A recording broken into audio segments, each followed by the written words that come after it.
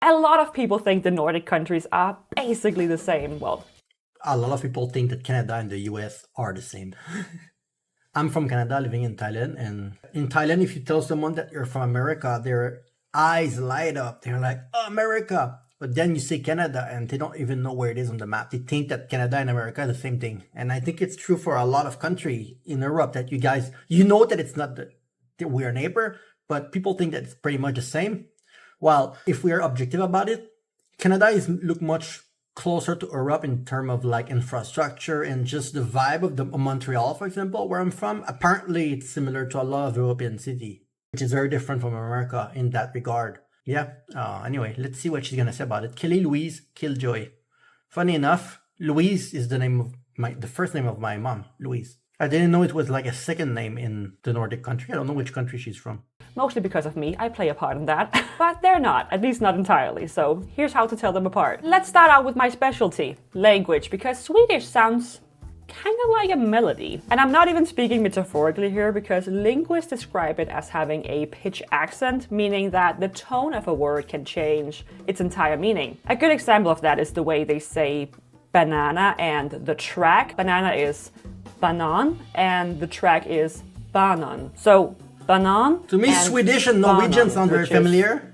Two completely different words, but spelled the same. And believe it or not, the Danes also have pitch accents. Well, Denmark sounds like you're in the countryside. And a good example of that is their words for then and saw, like you saw something, which is so and saw. Then is saw and see how she said it? She said it like how I speak in French. And you can use it right after. When I have a big accent. It actually has a third meaning, like to sow something. So if you were to say, then I saw them sow seeds in Danish, you would say, så jeg dem så frø.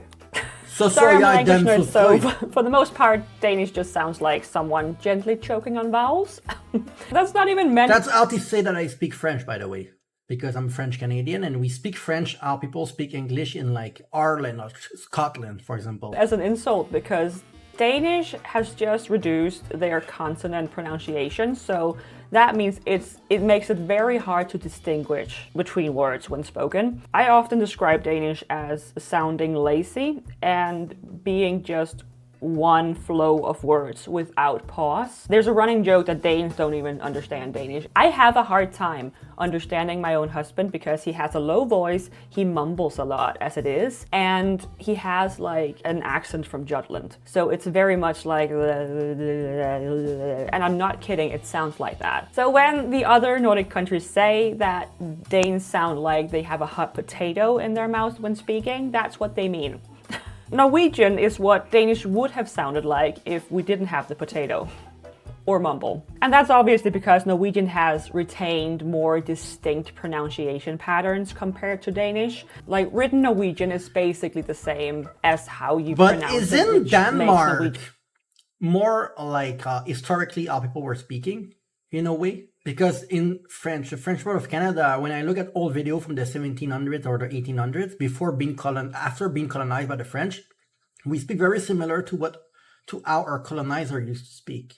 So, a treat to learn, really. Norwegian is also the most universally intelligible language in the Nordics, so when we say we understand each other, we actually just mean Norwegian. Then there's Icelandic, which sounds ancient because it kind of is.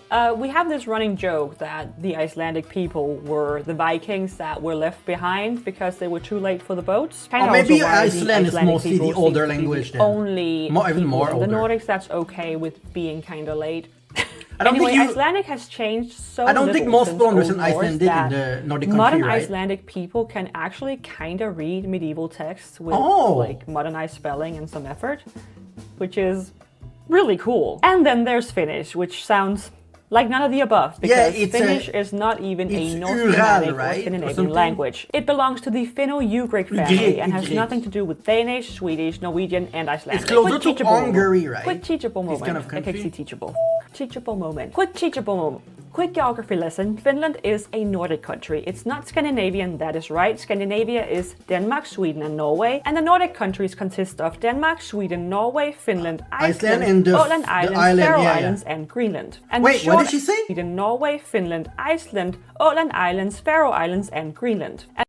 Åland Island? Is it the island between Finland and Swedish? It's not a country. I thought she was gonna talk about Faroe Island. Or maybe she said that, but I did not understand her English. Oh, she said Faroe Island. I just did not understand what she said.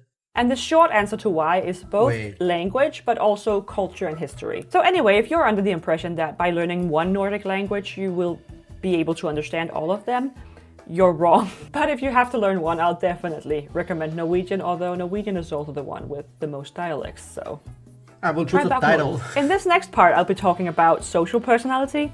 Yes, social, I know. And more importantly, what happens when that social personality meets other people. Swedes generally aim for balance, not too little, not too much, and they even have a word for that. We've talked about that before. It's called lagom. And lagom kind of loosely means just the right amount, and it's less of a preference and more of a social guideline, or not even social, actually just a guideline for everything in life. However, you do see that general philosophy clearly in public. Example, queues are structured and respected, and if someone cuts the line in Sweden, they didn't just cut the line, they kind of committed like a social crime. Actually, all the Nordic countries rank among the highest in rule adherence and institutional trust. Denmark is even consistently ranked the least corrupt country in the world. Speaking of Denmark, Sometimes when she give example like that, because it's not the first video that I react to from her. Sometimes when she give example like that, I'm like, which country are cutting the line? Except like Chinese tourists when they come in Thailand, for example, or Indian tourists. Like, which country in Europe are cutting the line? Not Poland, not Ukraine, not Italy, not Spain. Which, like, how are they different from the rest of Europe in that sense that nobody like when people cut the line, and it's badly seen everywhere in Europe, I think, no? So what is she talking about? Like, which country are not following these kind of etiquette, you know? Denmark, because Denmark is a little bit different than Sweden here. Because Danes generally value comfort over structure. Like, Danish hygge isn't just a mood or something that social media has made trendy. It defines how we spend everyday life with family and friends. And I say we because I'm Danish. Yes, we'll definitely notice if you cut the line in the queue, but we will absolutely not confront you. Oh, okay. That's too much out of the comfort zone. We will possibly about it to our spouse later. The general Norwegian would prefer distance? You know, I'm gonna say something, and don't take it the wrong way, but you guys are privileged that you can be bothered about things like this, like cutting a line, and not like throw a fit about it. You guys have such a good quality of life, and cost of living is reflective by, like, you pay a lot of taxes, but you get a lot of those taxes back in services that your government give you. A lot of countries don't have those privilege, like in Canada or America or even here in Thailand. We don't have the privilege that you have, that we can be bothered by cutting and line things because there's nothing more important to be mad about, because everyone have a roof over their head, everyone eat well, everyone has like a 4-day-a-week work. You don't work 60 hours per week. You're privileged. And I think a lot of people in Nordic country, often you guys don't see the privilege that you have compared to even a country like Canada, where education is not free. Healthcare is, but education is not. So we have a lot of debt in a lot of countries like Thailand, Canada, USA, that this concept of having a lot of debt is not really there in the country that she's describing, which put a lot less pressure on the people living in the Nordic country. And like she talked about Denmark, it make them not want to like argue or being bothered about little thing that in Canada, where I'm from, or here in Thailand, it end up piling up all of those small things that annoy you. So the real issue in Norway is not cutting the line per se, it's the fact that there is a line to begin with. Iceland is small and water is wet, and with a population of around 400,000 people, like, social familiarity is not unusual. It's inevitable. People kind of grow up knowing each other or knowing someone who knows someone, which can make social interactions feel somewhat informal. And that includes queues. Like, there's an order, but it's rarely strictly enforced. Like, you don't really stand in line in Iceland. You just sort of exist in the same direction. And then just trust that it'll work itself out. And Finns, in my experience, often approach social situations with a lot of irony. Like, they're turning everything into this shared experience, like from competitive wife carrying to mud football, like even simple public behaviors, in my example, queuing, has become some sort of internal countrywide joke. People will line up for hours for something as absurd as a free promotional bucket, even empty ones. And if you want to know more about that, you can watch this short I made on free buckets. Again, Finnish people are often pictured that's a as privilege these stoic, that you have to be able to do that. people. Again, my fault. But in all honesty, I think they've tackled the Nordic social awkwardness to the ground by turning just any social event into a joke. Like, take the Eurovision entries as an example, because they don't take themselves too seriously like a lot of other countries do. This year they do, but though. they don't half-ass anything either, so it just works. And it's beautiful to see Finland. And now you may be thinking I've spoken a lot about queuing, but coming from a country where queuing is like a daily social event, it's a hot topic here. Actually, queue culture or køkultur is a real word in Scandinavian dictionaries. And now I'm going to talk a bit about the different foods we have in the Nordic countries. And before you say ew to anything in the comment section, just know that Nordic people will defend this with their lives. The Swedes are very known for their fermented herring, and I'm not just speaking about any fermented herring. It's not a surprise it has turned into a social media challenge over time, but it's surströmming, and surströmming is herring fermented in tins that continue to build pressure over time. Yeah, and this is very popular in Thailand. We just don't call that surströmming. Like everything that is fermented and that is very old. My wife Suji loved that kind of stuff, the smelly stuff. And I like it too. But it's interesting because I've reacted to surströmming a few times and you guys keep telling me that most people don't eat it. Like most of you have not eaten it, or you eat it once per year. So it's not even something that it's popular, I think, in the Nordic country, like day-to-day life. So, but it's talked about a lot, even though it's not that popular. Which means that it's highly recommended to open these cans outside or in water, because the smell is very intense. It's actually so... We have in Thailand like a century or egg that are like black, that are like 100 years old egg or something. They are called century old egg. They are black. And we have like meat that have been fermented like for, I don't know how many months. And people eat it. And I kind of like it, especially here in the countryside. People eat a lot of weird body part of animals because it's usually considered cheaper. While in other countries, the exotic body parts are sometimes more expensive. Here it's cheaper because it's widely available. So strong that several airlines have banned it from flights.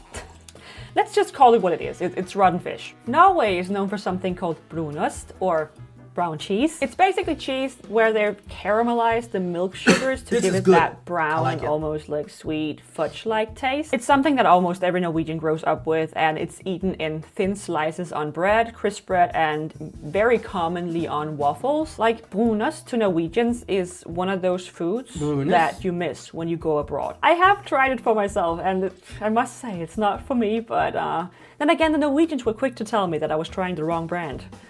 As always. Denmark has more of a variety of strange foods. Like we have pålægschokolade, which is like these thinly sliced chocolate pieces we put on bread. Havregryn, which is cold oatmeal with sugar and milk, like not warmed on the stove first. And something called romkugler, or rum balls, which are basically a type of truffle, or just... Well, it's basically said that it was used to be made from whatever leftovers the baker could scrape off of the floors. But I promise you, it's not like that today, and it's very... Honestly, I think that if you're like me or Suji, and you're not a picky eater, and you're someone who has traveled a lot, well, I used to travel a lot, the more you travel and experience other culture, other cuisine, the least picky you are, and the least you find food to be, like, weird. To me, nothing she mentioned is considered weird for me anymore. Because you can grow a taste for almost everything if you try it enough of the time.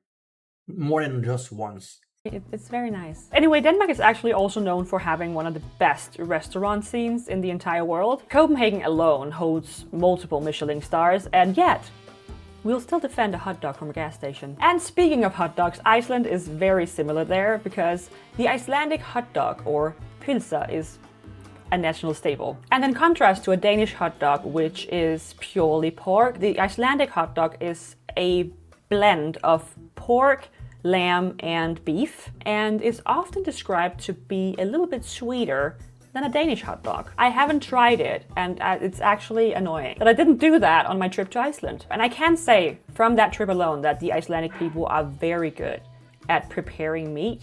Like in general, all the places I was at had like great meat. Iceland also has skyr, which kind of looks like yogurt, but it's technically a cultured dairy product, and it has been part of Icelandic diets for over 1,000 years. It's thick in texture and high in protein, and often eaten for breakfast as a snack or with berries. The Finns have... Is it lingonberry, the red sauce? It doesn't look like this. It looks too clear to be that, right? Ruisleipä, which is rye bread, and it's this dense and slightly sour type of dark, fiber-rich bread, which is eaten daily with butter, cheese, and cold cuts. And yes, as a Dane, you need to put the egg also on top, the boiled egg. Like you squish it and you put some mayonnaise also. It kind of hurts me to say this because us Danes very much... Not mayonnaise. What is the name? Kälikaviar on it? I like to put it on everything. Kälikaviar is one of my new obsession now. Like to think that rye bread... Again, thinking of weird stuff. A lot of people think that kälikaviar is weird. I like every flavor. It's amazing. Is something uniquely ours, but actually the Finns consume more rye bread per capita than the Danes do, so I'll cry about it later. Their national dish, and forgive me for my pronunciation, but Karjalan piirakka. They are small rice pastries filled with rice porridge, and they also have like a grilled sausage called a makkara, which is a go-to at summer cottages and is often cooked over open fire. They also eat a lot of berries like fresh, juice, porridge. The obsession of Europe with sausage, especially like Poland, Germany, and a lot in this video in Nordic country, I don't understand, because to me, I grew up eating a lot of hot dog. When you're a kid, you love hot dog and hamburger and things, but then you grew an adult and hot dog, it's a lot harder to digest than a cheeseburger, a moist cheeseburger. So to me, hot dog is something that I don't really eat anymore. I just feel like it's too heavy, and I try to keep myself light. In like, I don't want to take hours to digest my food, so I kind of stay away from those like heavy meal, like hot dog, for example. Are like straight from the hedges. Also a shout out to salmiakki. And we can't talk about the Nordic countries without mentioning our drinking culture, which is surprisingly quite different. At least as a Dane, this has kind of baffled me a bit to learn about while making this, but in Sweden, you can get lower strength alcohols in regular supermarkets. However, if you want stronger alcohol, you have to go through something called Systembolaget, right? And that is a state-owned monopoly with limited opening hours. So, like, if you want the good stuff, you have to ask mommy. Alcohol marketing is also strictly regulated in Sweden. Like, there are no ads on TV or radio, and in other media it has to be neutral, which means like it's typically just the... It's so different in Thailand. You can buy like the 40% whiskey at a shop down the street here, like literally like 2-minute walk. I can buy my 40% whiskey if I want to. I mean, look, I don't drink alcohol much, but people have a lot of addiction to alcohol in Thailand because it's so easy to just walk down the street and get pretty much anything you want. So product itself and not people drinking it. And inside Systembolaget, the prices are fixed. There are no promotions, bulk offers, or like discounts. It's same price all year round. And Swedes generally drink less than any other European. There's something similar in Canada than this, but it's a place where when you want to buy wine, you go to a place that like a little shop that's the only wine. We have things like this, but I don't think it's a law per se like here, from what I remember. European countries because of this, with their alcohol consumptions being more centered around the weekends and social events, and overall alcohol consumption is below EU average. And surprisingly enough, at least to me, Norway is very similar here. Their stronger alcohol is sold through something called Vinmonopolet, while their lower strength alcohol can still be bought in regular supermarkets. However, I did know that alcohol is heavily taxed there, which makes it much more expensive than the rest of Europe. That also means that a lot of Norwegians actually cross the border to Sweden to buy alcohol, and then the Swedes cross the border to Denmark to buy alcohol, and Denmark cross the border to Germany to buy alcohol, and the circle of life continues. The advertising rules in Norway are also strict and largely for. Am I the only one? I don't drink alcohol, but when I drink alcohol, I drink like a cider or like a Long Island iced tea. When I drink beer and whatever beer, I get tickly all over my body. I don't know if it's an allergy that I have, but I don't feel well drinking beer and I get tickly all over. My body doesn't react well to it, and it's not because I don't drink it. Even when I was drinking more beer back in the days, I always get a lot of tickly sensation as if I have some kind of intolerance to it. And I don't like it anyway. I like cider. When I was living in Cambodia, they had a lot of Swedish cider and Irish cider that they were selling in the shop. Because you need to understand that in Cambodia, they don't really have a strong local culture for food, drinks, and things like this. So they import a lot of stuff from Europe or from Australia. And I love the cider that you guys had in Sweden, in Ireland. I think it was Sweden. Yes, a lot of nice cider. And it's my favorite alcohol by far, cider. I don't know what it's made of, but my body loves it. Follow the same model as Sweden. No TV or radio ads and limited marketing overall. Norwegians also tend to drink less often and more in the social settings of. Yes, that's it. Record the link. If you go to Cambodia, they have all of those Swedish cider, and there's more also. And they put a big glass in the freezer, and to give you the glass. They don't need to put ice, and they pour this inside the frozen glass, and that's how they serve the cider, so that it doesn't dilute into the ice. And I don't know if it was this brand, but it was Swedish. I know that. I remember. It was before I even made a Swedish reaction. It was like back in 2017 or something when I was living in Cambodia. Weekend social gatherings and holidays. Iceland is kinda in the same boat with Norway and Sweden. For their stronger alcohol, they go to something called vinbudin, while they can still purchase their lower strength alcohols in the supermarkets. Alcohol is also heavily taxed there, and advertisement is strictly limited, similar to Sweden and Norway. Consumption is also largely tied to social occasions rather than daily life, and their legal purchasing age is 20. Finland is slightly more flexible, like this. Well, again, this is you guys' privilege, right? When you have a good life, you have good safety net, we have good salary, you don't work 60 hours per week. You have the privilege to not get into stupid addiction because your life is worth living. And it's something that it seems like it's not connected, right? But the country that get the most drunk and have the most addiction to alcohol are the country that people work the most, like in Southeast Asia. And the country that you don't have a lot of safety net, that you're in debt and things like this. You know, there's something here in Thailand called buy now, pay later stuff, or like increment, where you buy something and you can buy like a washing machine and you pay over 12 months. And those kind of things are very dangerous. And then when people don't have money, the only thing that they're gonna spend on their alcohol, because when they drink, it make them not want to think about their problem. And because you have less problem in the Nordic country, there's no urge to develop these dependence to alcohol. I know it doesn't feel like it's connected, but it is. It is completely connected. A stronger alcohol is sold through something called alco, while their lower strength alcohol is still available at the supermarkets like the others. Advertisement is allowed, but it's regulated, and unlike Sweden and Norway, alcohol can appear on TV under strict guidelines. Consumption is around the European average, and drinking is typically concentrated around social gatherings. I think there's a difference here between the European average and the percentage of people that are heavy drinker, for example. I feel like it's probably going to be extremely low in the Nordic country. And events rather than daily use. Then there's Denmark, where we can't even fathom having regulations surrounding alcohol.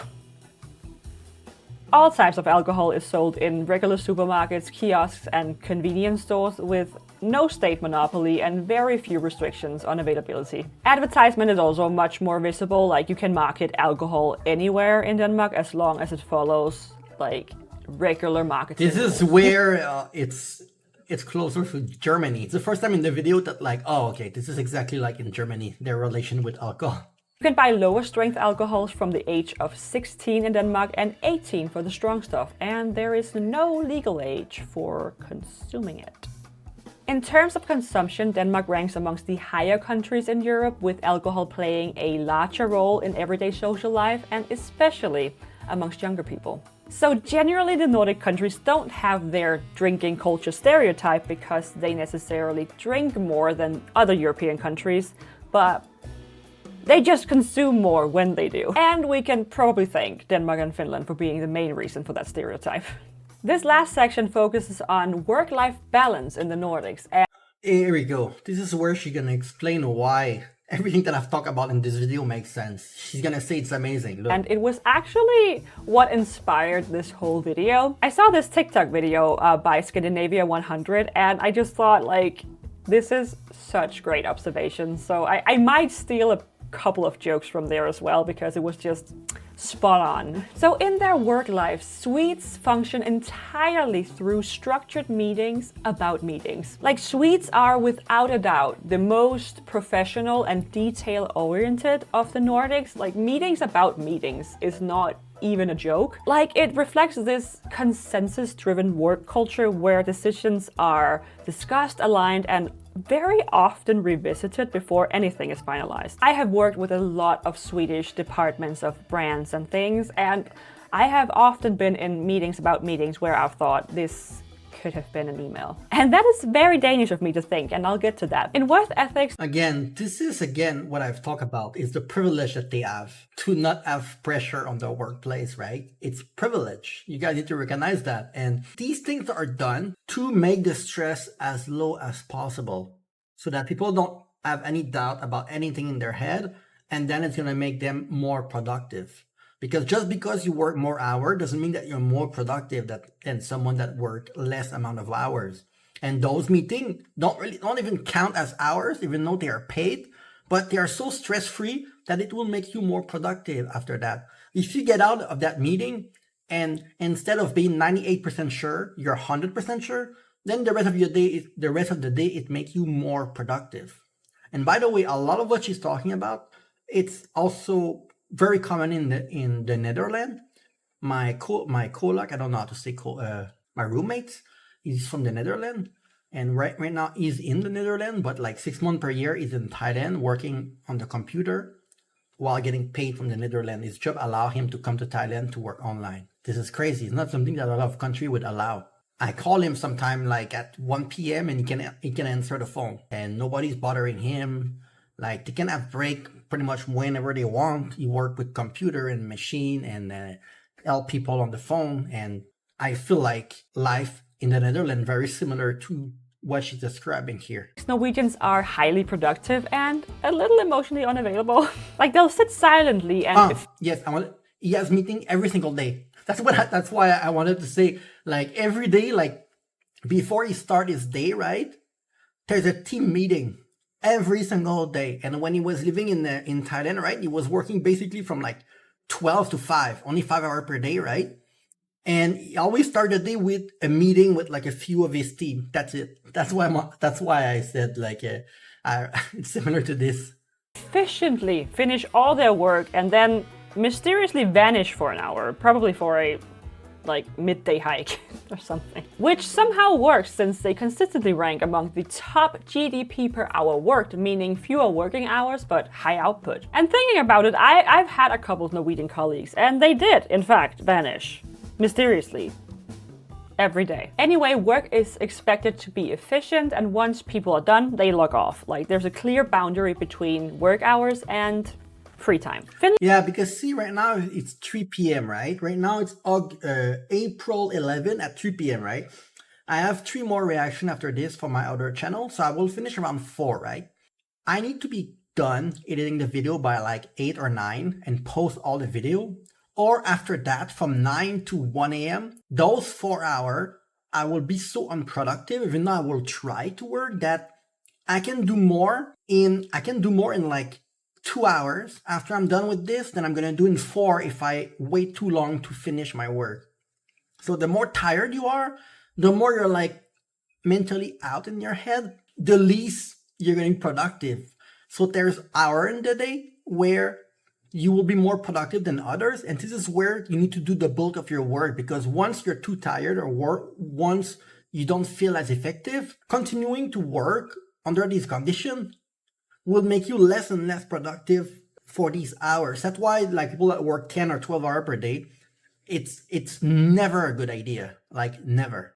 Finland's work culture tends to be more straightforward, with fewer meetings and less emphasis on discussion for the sake of discussion. There's a high level of trust in individuals to manage their own tasks, and communication is typically concise and very much to the point. In other words, Finns don't really speak up or include other people unless it's absolutely necessary to the task. Danes have perfected the term work smarter, not harder. And we have a lot of vacation days, not the most of any country, but still a lot. And we actually lost one a couple of years ago, and to this day it's treated as a nationwide tragedy. Hierarchy is low, communication is informal, and leaving for work exactly on time or a little bit before is not seen as slacking.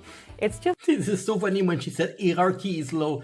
Again, my friend from the Netherlands, I call him like once every few weeks. And he always tell me about like, I said, do you have a boss? It's like, yes, but it doesn't work the way that you think it is. It's not like a slave and a master. It's more like your boss in the Netherlands is like your colleague. So it never make you feel like you are inferior. It's like someone that you're gonna have lunch with, that you're gonna discuss things with. It's like a friend.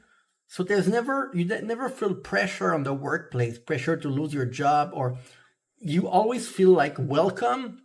And it always feels very friendly.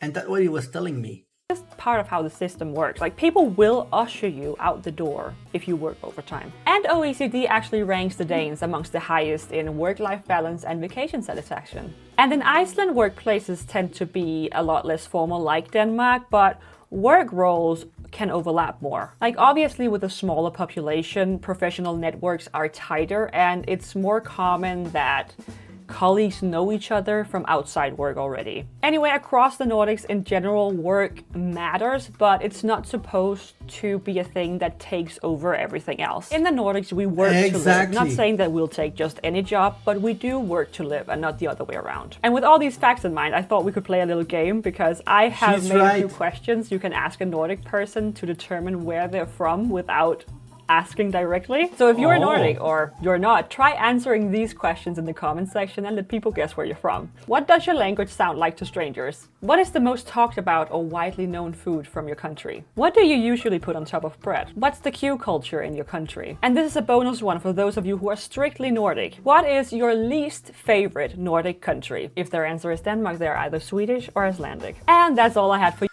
Do you want to answer in the comment? And I will try to guess. I don't feel like I'm gonna do too good.